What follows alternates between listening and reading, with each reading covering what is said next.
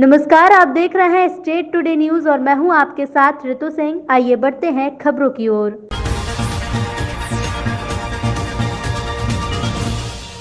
मनासा कांग्रेस नेता उमराव सिंह गुर्जर ने विधानसभा क्षेत्र के किसानों की समस्याओं को लेकर गांव कड़ी खुर्द से कुकड़ेश्वर तक किसान सम्मान पदयात्रा की, तो वहीं केंद्र सरकार के बनाए काले कृषि कानून को रद्द करने और बेमौसम हुई बारिश ओलावृष्टि से फसलों को हुए नुकसानी का आकलन कर मुआवजा देने की मांग की। आज किसान 40 दिनों से कड़ी ठंड में शांतिपूर्वक अपनी बात सरकार के सामने रख रहे हैं, लेकिन किसान विरोधी केंद्र में बैठी मोदी सरकार इस ओर ध्यान नहीं दे रही। ऐसे में धरने पर बैठे 40 बुजुर्ग किसानों की खराब मौसम से जान जा चुकी है।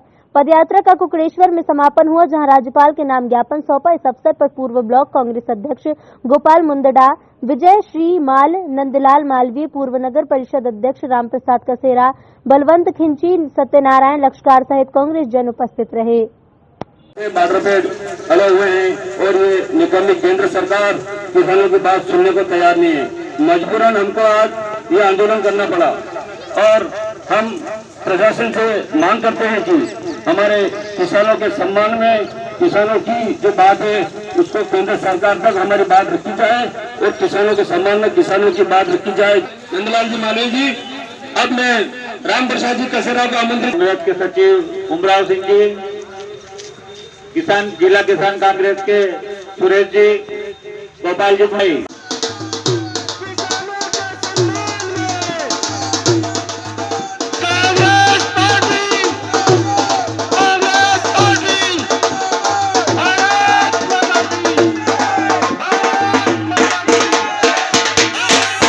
दिल्ली में चल रहे किसान आंदोलन की आंच अब आरएसएस तक पहुंच गई है। बैतूल जिले के मुलताई में किसानों ने एक कार्यक्रम के दौरान महाराष्ट्र से आए एक किसान नेता ने मोहन भागवत समेत आरएसएस हेडक्वार्टर को उड़ाने की धमकी दी है।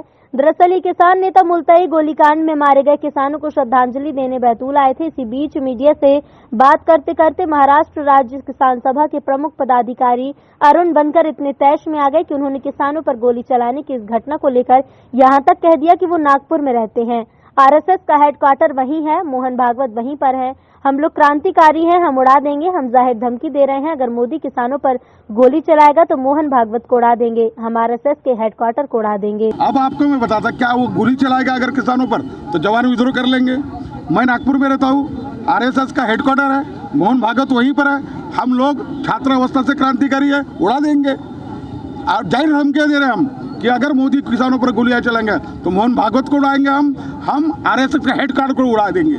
नगर विकास शामगढ़ के नाम से सोशल मीडिया पर अज्ञात युवक द्वारा सोशल मीडिया पर आपत्तिजनक पोस्ट करने पर भाजपा कार्यकर्ताओं द्वारा थाना प्रभारी शैलन सिंह कनेश को ज्ञापन दिया गया।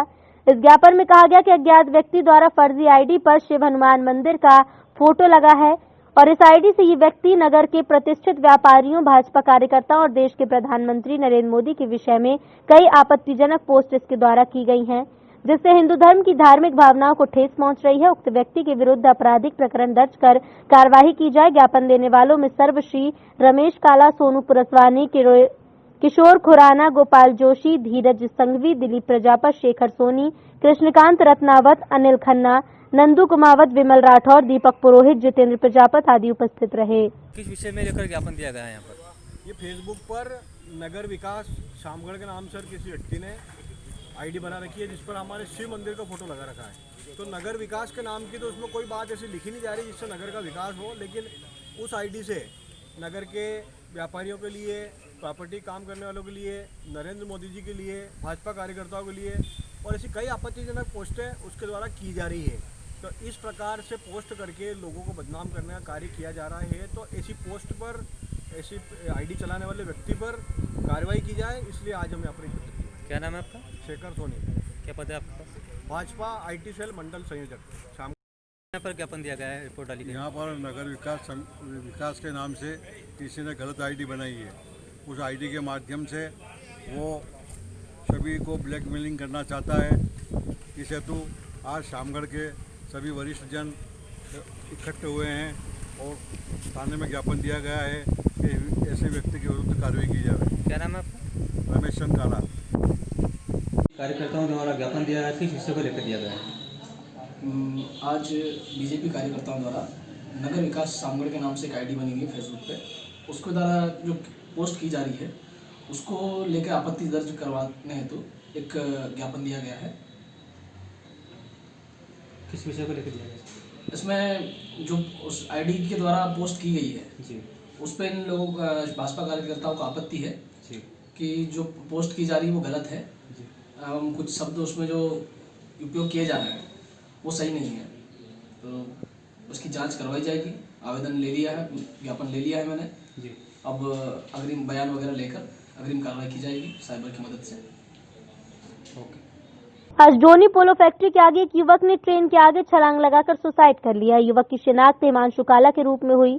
पुलिस ने मौके पर पहुंचकर मामले की जांच की जा रही है। फिलहाल युवक का पोस्टमार्टम कर शव परिजनों को सौंपा गया है। आपको बता दें कि युवक एक स्कूटी लेकर आया था जो शामगढ़ के रीना गुप्ता पिता मनोहर लाल गुप्ता बस स्टैंड निवासी की बताई जा रही है।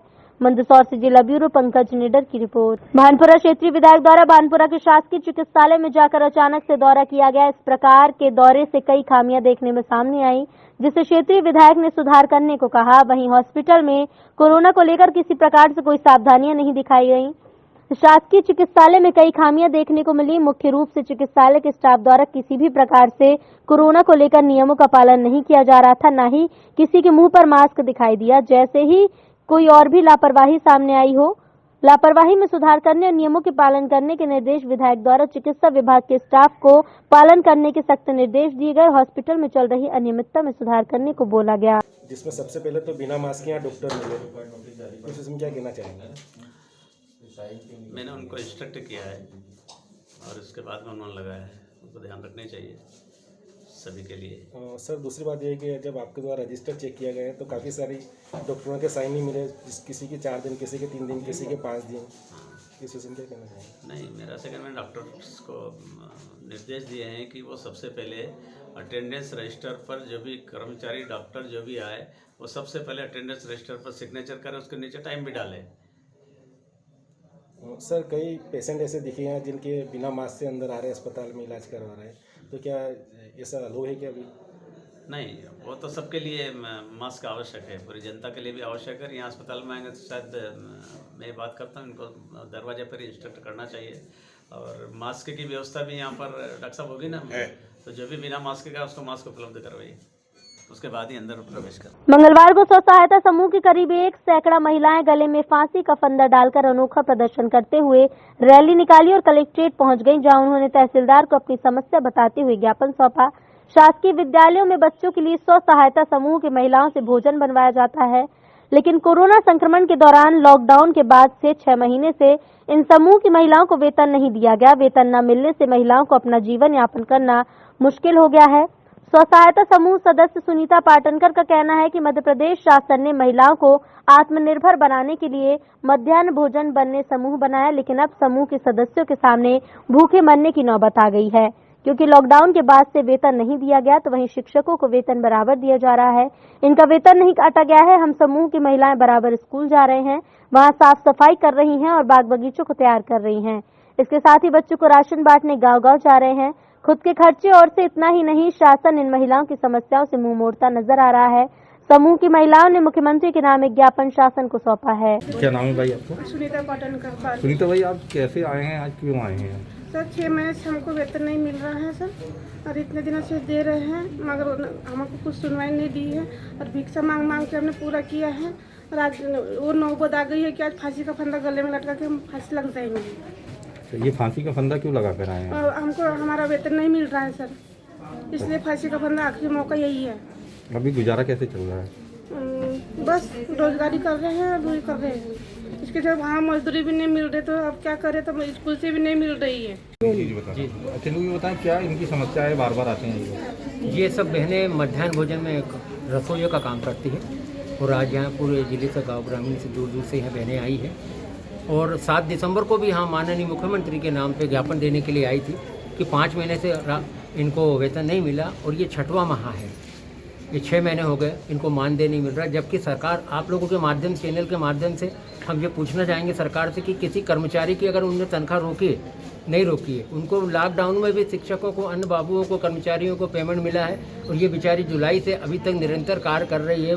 एक गांव से दूसरे गांव तक राशन पहुंचा रही, छात्रों को झाड़ू पोछा कर रही है, स्कूल के अंदर पानी की व्यवस्था देख रही है, बगीचे को पानी दे रही है, सब कार्य कर रही है। लेकिन 6 महीने हो गए, इनकी किसी ने सुध नहीं ले पाई।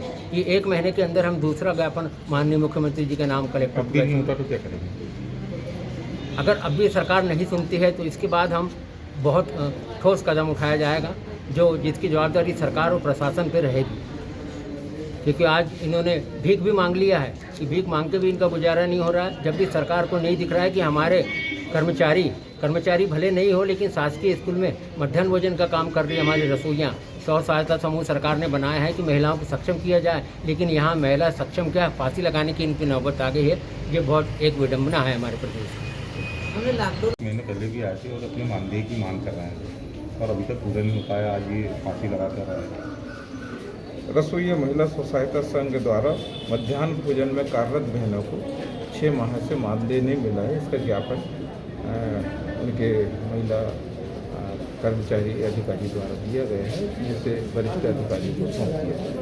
सर, ये लंबे समय से मांग कर रहे हैं, इसके पहले अब संबंधित विभाग से पूछ कर बता पाएंगे, क्योंकि मेरे को ज्ञापन मिला है जिसका मैं नियमानुसार कार्रवाई कर रहा हूँ। अशोक कुमार डेहरिया, तहसीलदार। जनपद पंचायत कार्यालय पहुंचकर गांव के कुर्राई के लगभग 100 लोग जिनकी मजदूरी नहीं मिली, वो लोग यहां पर बैठ गए कि जब तक जनपद पंचायत सीईओ नहीं आएंगे ज्ञापन लेने, तब तक हम लोग यहां से नहीं जाएंगे। जतारा जनपद की ग्राम पंचायत कुर्राई वर्मा मांझ में रोजगार सहायक के द्वारा मजदूरों की 3 साल की मजदूरी न देने, मिलने और फर्जी तरीके से मजदूरी निकालने को लेकर गांव के 100 मजदूरों ने जतारा अनुविभागीय अधिकारी के नाम ज्ञापन सौंपा और मुख्य कार्यपालन अधिकारी को भी आवेदन पत्र दिया और कहा कि सरपंच, सचिव, रोजगार सहायक मिलकर गांव में भ्रष्टाचार को पलीता लगा रहे हैं और नाबालिग बच्चे की मजदूरी नहीं दी, जिसका नाम मास्टर रोल पर है। गांव के लोग राजाराम मुकुंदी, आसाराम लल्ली, चुन्नूलाल, किरण भाई नीलेश, हरिराम पुष्पा, सत्येंद्र, बलराम सुरेंद्र आदि लोग मौजूद रहे। क्या नाम है आपका? नीलेश है। कहाँ की? वर्मा मांझ की। क्या समस्या है आपकी? क्या श्रीमान जी, हमारी मजदूरी नहीं देते हैं। सरपंच सेक्रेटरी, रोजगार सेक्रेटरी फर्जी खाते खोले हम लोगों को। आपने मजदूरी की है? मजदूरी की है। सल्ला कुमार के काम, गुआ में काम किया है, तलैया पे काम किया है, मंदरवार रोड पे और सीसी रोड पे काम भी किया है। हम मजदूरी के पैसे नहीं देते हैं। कितनी मजदूरी डली होगी आपकी? हमारी मजदूरी कम से कम 3 साल से नहीं पैसे दे रहे हैं। कितनी डली होगी? हमारी मजदूरी कम से कम 50,000 रुपये से ज़्यादा है। कौन निकाल लेंगे? सरपंच सेक्रेटरी, हमारी मम्मी काम करती हैं, पापा काम करते हैं, हमारी धर्मपत्नी काम करती नहीं है। वो 2 साल से मायके में रहती हैं, वो उनके फर्जी खाते खोल के पैसे निकाल लेती हैं। और आपसे पैसा भी मांगा या बिना से? हाँ, पैसा भी मांगते हैं हमसे। कितना? हमसे कह रहे थे कुटी करवा देंगे, हमको 5,000 रुपये देना। क्या दिया? नहीं दिए हमने श्रीमान जी। हमने कि हमारा आना हो तो आ जाएगी, नहीं आना होगा तो वो नहीं आएगी। यहाँ किस लिए आए थे इसलिए? हमारी मजदूरी नहीं दी सरपंच ने। मजदूरी आपने कहाँ दी? तलैया पर, अकुआ पर। तलैया पर बनवाई। आपकी उम्र क्या है? 15 साल। पढ़ती हैं आप? कितनी क्लास में? 8 में पढ़ती हैं। आप मजदूरी की है? हाँ। तो आप लोग कितने बच्चों से आपसे मजदूरी कराई गई? ऐसी कितने बच्चे थे? और बच्चे भी थे। कितने लड़के थे आपकी उम्र की? 2-3 थे। तो पैसा आपका भी नहीं मिला? नहीं मिला। फाइनल ईयर कक्षाओं का संचालन 10 जनवरी 2021 से संस्था प्रमुख ने ली मीटिंग। मध्य प्रदेश शासन उच्च शिक्षा विभाग भोपाल के परिपालन में फाइनल ईयर कक्षाओं का संचालन महाविद्यालय में दिनांक 10 जनवरी 2021 से किया जाना है, जिसके सफल संचालन के लिए शासकीय बापू महाविद्यालय नौगांव प्राचार्य डॉक्टर पुष्पा सामदेवी द्वारा स्टाफ काउंसलिंग मीटिंग बुलाई गई। इसमें निर्णय लिया गया कि भौतिक रूप से महाविद्यालय में कक्षा की कुल छात्र संख्या का 50% छात्र महाविद्यालय आएंगे। साथ ही छात्रों का महाविद्यालय आना स्वैच्छिक होगा। अधिक छात्र संख्या होने पर ऑनलाइन कक्षाओं से जुड़ने का विकल्प भी रहेगा। साथ ही कक्षाओं का आयोजन महाविद्यालय में 2 शिफ्ट में रहेगा, जिसमें एमए तृतीय सेमेस्टर और बीए तृतीय वर्ष की कक्षाओं का समय प्रातः 9:20 से दोपहर 2 बजे तक रहेगा, जबकि बीकॉम तृतीय वर्ष और बीएससी तृतीय वर्ष की कक्षाओं का समय प्रातः 11 बजे से सायं 5 बजे तक रहेगा। साथ ही सायं 11 बजे से प्रातः 11 बजे से सायं 4 बजे तक रहेगा। साथ ही छात्र छात्राओं की सुरक्षा को ध्यान में रखते हुए निर्णय लिया गया कि उच्च शिक्षा विभाग कोविड-19 के नियमों का पालन करते हुए विद्यार्थी की घोषणा पत्र, अभिभावक का सहमति पत्र 2 प्रति में, सैनिटाइजर, मास्क, स्वयं व्यवस्था के साथ आई कार्ड, महाविद्यालय यूनिफॉर्म में ही महाविद्यालय आना अनिवार्य होगा। साथ ही महाविद्यालय परिसर में छात्र छात्राएं 6 फीट की दूरी बनाएंगे। स्टाफ काउंसलिंग की मीटिंग में समस्त शैक्षणिक स्टाफ उपस्थित। और फिलहाल इन खबरों में इतना ही। और भी खबरों के लिए बने रहिए स्टेट टुडे न्यूज के साथ। नमस्कार।